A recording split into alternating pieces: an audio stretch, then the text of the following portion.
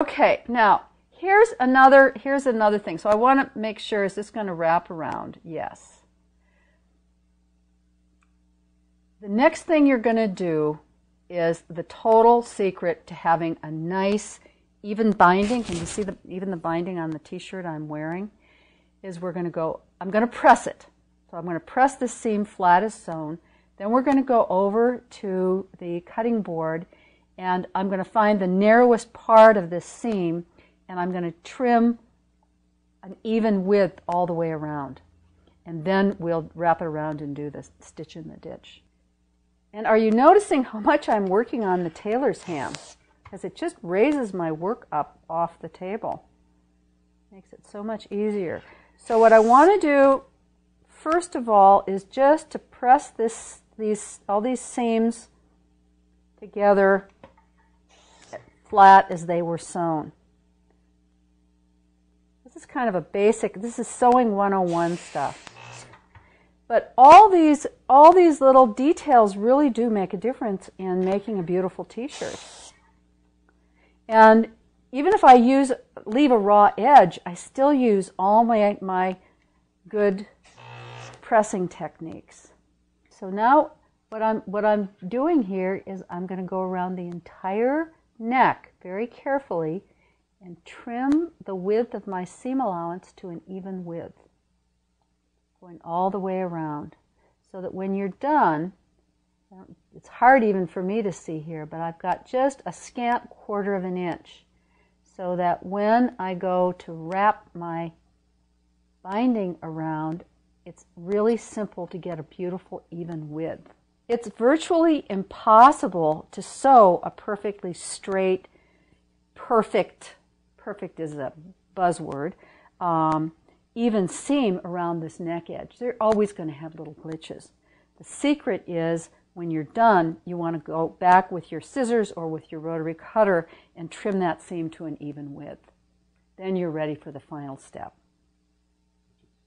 which is we're going to go back to the ironing board, put it on the ham, and wrap it around so that it's a beautiful, oh, that looks fabulous, so that it's a beautiful even width. You know, actually, we could leave it like this. This is pretty wonderful. So, you know, I made up something and I wasn't even planning to do it. If I wanted to leave my neck edge like this, I would go to my serger and serge it. If I didn't have a serger, oh well, I'd probably go do another line of stitching, 1/8 of an inch from the original stitching. So just as is like that would be absolutely fine, and gosh, I might like it better that way. I'd have to put it on. But let me show you, if we're going to bind it, what we would do to bind it. The first thing we're going to do, either way, is to press it.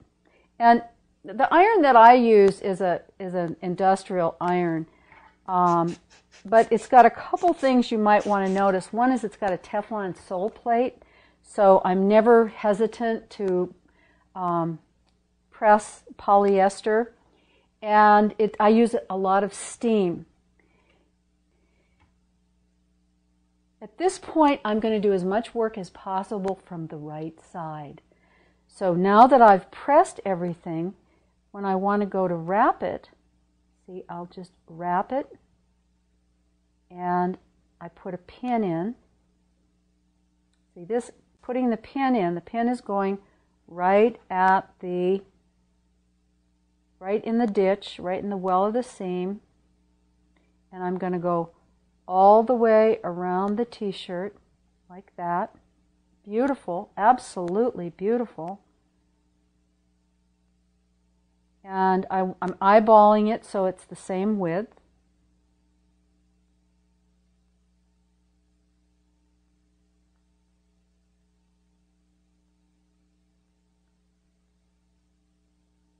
And I'll work my way around the entire garment, and then I'll go sit down at the sewing machine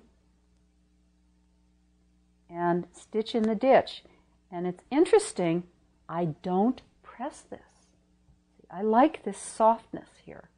You could press it, that's a choice, but I'm choosing in this moment not to press it.